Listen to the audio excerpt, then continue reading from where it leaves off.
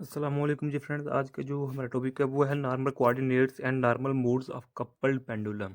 इस लेक्चर में हम कपल्ड पेंडुलम के जो नॉर्मल कोऑर्डिनेट्स और नॉर्मल मोड्स होंगे इस पर बात करने की कोशिश करेंगे। ओके, तो ये हमारा ऑप्टिक्स का लेक्चर है। चूँकि हम लोगों ने ऑप्टिक्स सीरीज स्टार्ट की हुई है, इस सीरीज में हम इन तमाम टॉपिक्स पर बात कर रहे हैं। ओके, तो लेक्चर नंबर 7 रिफ्लेक्शन है, ये देखते जाएँ। 10 है लेक्चर, तो इसको हमने 4 पार्ट्स में डिवाइड किया था। तो आज का जो हमारा टॉपिक है वो है लेक्चर नंबर 12 का डी पार्ट है, coupled pendulum. Okay, last video में हमने coupled oscillators with two message के बारे में बात कर स्टडी कर लिया था। आज हम इंशाल्लाह रहमान साहब करने लगे हैं। बिस्मिल्लाह। तो आहिस्ता करते हैं। बिस्मिल्लाहिर्रहमानिर्रहीम सल्लल्लाहु अला मुहम्मद सल्लल्लाहु अलैहि वसल्लम। सबसे पहले देखिए, ये हमारा कपल्ड पेंडुलम है, टू कपल्ड पेंडुलम है। टू कपल कपल्ड पेंडुलम का मतलब क्या है? कपल्ड यानी कि दो पेंडुलम है। एक हमारे पास ये पेंडुलम है और एक ये हमारे पास ये पेंडुलम है। तो इसको स्टडी करने से पहले हमें सिंपल पेंडुलम के मुतालिक कुछ ना कुछ बातें पता होनी चाहिए। ओके, इस पर भी हमारा एक बकायदा पर वीडियो बनी हुई है। तो ये देखिए, हमारे पास एक ये हमारे पास एक पेंडुलम है और ये एक हमारे पास पेंडुलम, दो पेंडुलम इकट्ठे हैं, एक ही सिस्टम है, एक ही कोऑर्डिनेट में है, एक ही प्लेन में है हमारे पास। ओके, तो जब ये पेंडुलम यहाँ से, एक्चुअली इसका तो जो हमारे पास एक्सिस है वो तो यही है ना, लेकिन जब इसको हम डिस्प्लेस कराएंगे इस साइड पर, इस डायरेक्शन में डिस्प्लेस कराएंगे, तो ये भी इस साइड पर डिस्प्लेस होगा। अगर हम एक ही डायरेक्शन में डिस्प्लेस करा रहे हैं तो यहाँ से ये लेकर यहाँ तक डिस्प्लेसमेंट तय करेगा ये ऑब्जेक्ट।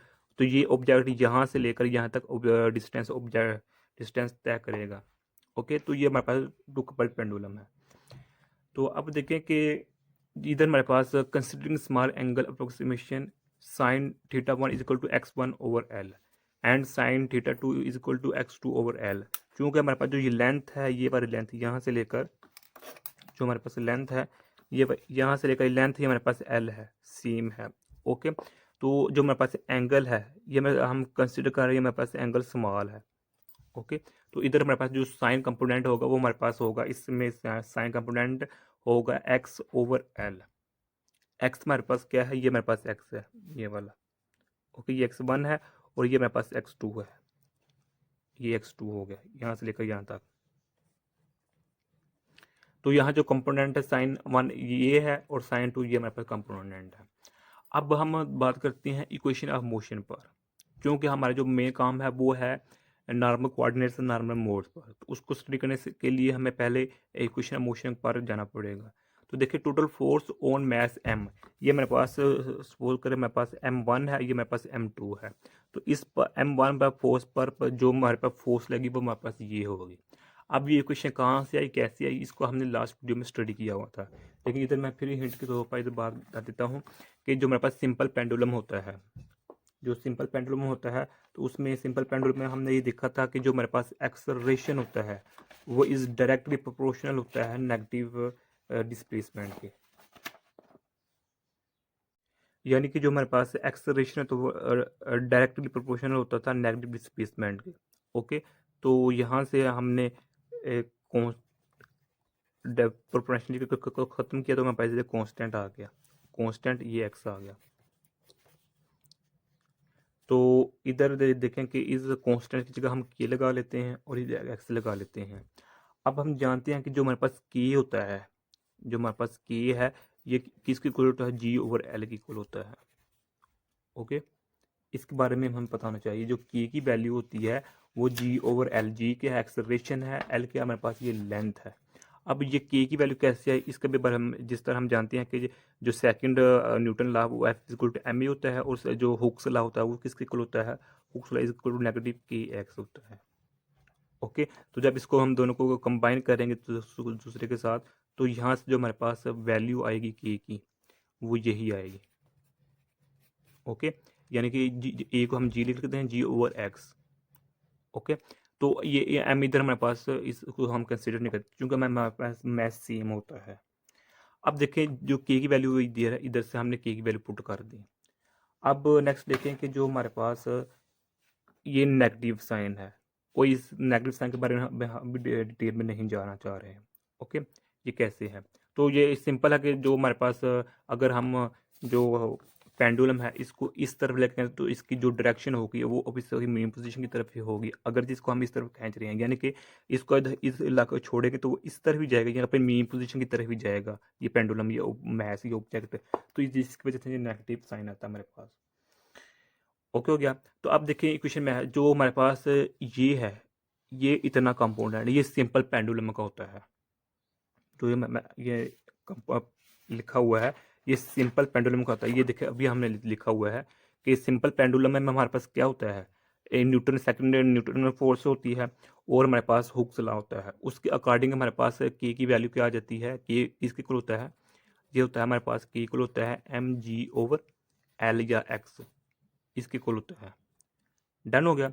तो इधर से हमने ये वैल्यू ली है, ये देखें ये हमारे पास ये कंपोनेंट क्या है सिंपल पेंडुलम की वजह से, यानी कि जब ये पेंडुलम ऐसे इस डायरेक्शन में मूव करेगा तो हमारे पास ये कंपोनेंट आ जाएगा। क्योंकि अब हमारे पास दो पेंडुलम है, दो, तो सेकंड पेंडुलम की वजह से जो हमारे पास होगा वो ये कंपोनेंट आ जाएगा। अब ये कैसे आया, क्यों आया, इसको भी हमने लास्ट वीडियो में स्टडी किया हुआ था। इसको हम इस इक्वेशन को हम इस तरह भी लिख सकते हैं, नेगेटिव mg(x1/l) तो प्लस x, तो इधर आप 2 लिख लें, इधर 1 लिख लें। ओके, जो कि हमारे पास ये m2 है, ये हमारे पास m1 है। तो इसको हम इस तरह लिख सकते हैं x1 x2। इस इक्वेशन को हम इस फॉर्म में भी लिख सकते हैं, ये हमारे पास ये इक्वेशन लिख लें या फिर ये इक्वेशन लिख लें, ये हमारे पास एक ही है, सेम ही है। ओके, डन हो गया।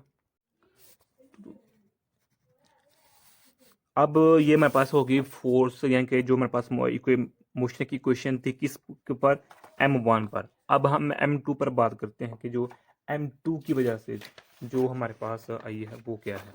ये देखिए हमारे पास ये m2 की वजह से है, ये वाली टोटल फोर्स m2 ये वही है। देखिए ये सिंपल पेंडुलम में जब एक पेंडुलम होता था उसकी वजह से कंपोनेंट होता था, लेकिन चूंकि अब हमारे पास दो पेंडुलम है, ये दो पेंडुलम है, दोनों पेंडुलम की वजह से ये इजाफी टर्म आ गई है।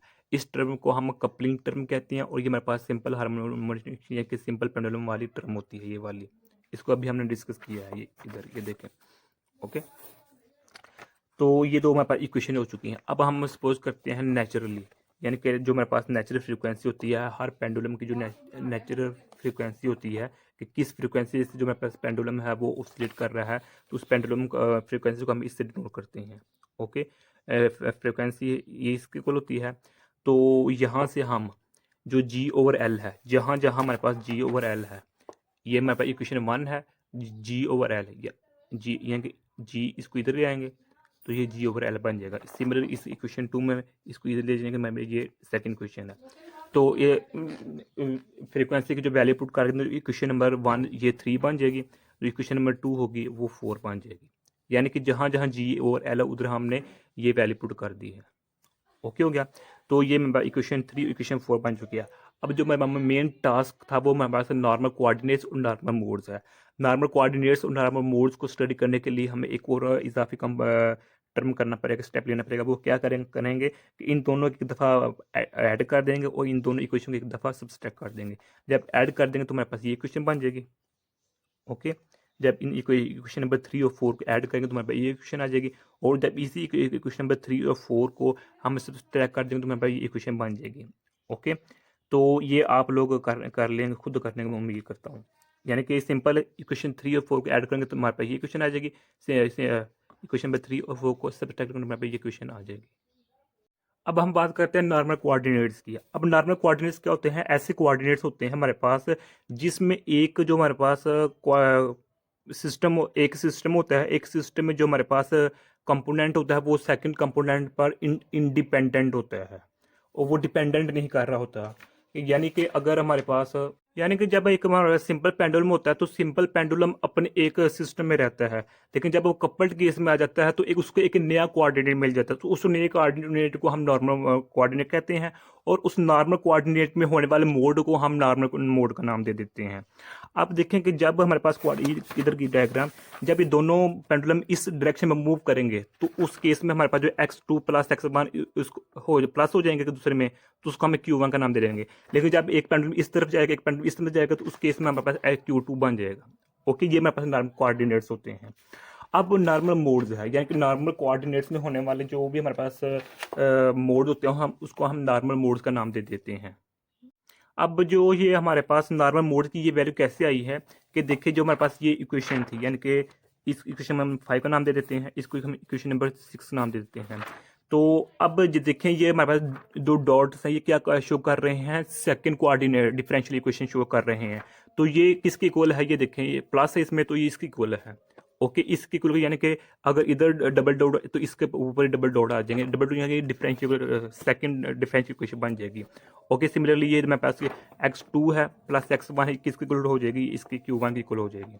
ओके, सिमिलरली तो सेकंड केस में देखें, इसमें सबट्रैक्टिंग केस में जो मेरे पास ये किसकी इक्वल हो जाएगी, ये Q2 की इक्वल हो जाएगी।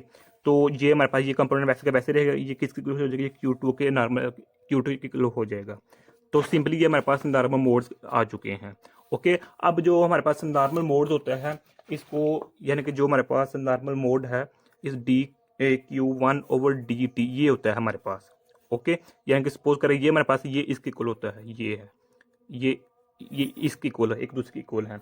सिमिलरली जो हमारे पास होते हैं, ये इसकी इक्वल हो गया। इसके इक्वल होने का मतलब है कि जो हमारे पास ये कंपोनेंट है, जो ये वाला कंपोनेंट है, ये कंपोनेंट इसके इक्वल है। तो इस कंपोनेंट को हम इस तरह लिख सकते हैं, ये कंपोनेंट इसके इक्वल हो गया, तो ये इधर जाएगा तो -1 Q1 हो जाएगा। सिमिलरली अगर इसकी हम बात करें तो इस केस में जो हमारे पास dQ2/dt स्क्वायर है, ये इक्वल होगा नेगेटिव, ये इसके इक्वल हो जाएगा। ओके, तो अब इस केस में देखेंगे जो हमारे पास ये चीज़ है, ये इसके इक्वल है, ये वाली इस चीज़ के इक्वल है। ओके, ये इसको हम इस तरह लिख सकते हैं। तो ये छोटी छोटी बातें थी जो मैंने इधर अर्ज कर दी। तो यही आज का हमारा इतना सा टॉपिक था।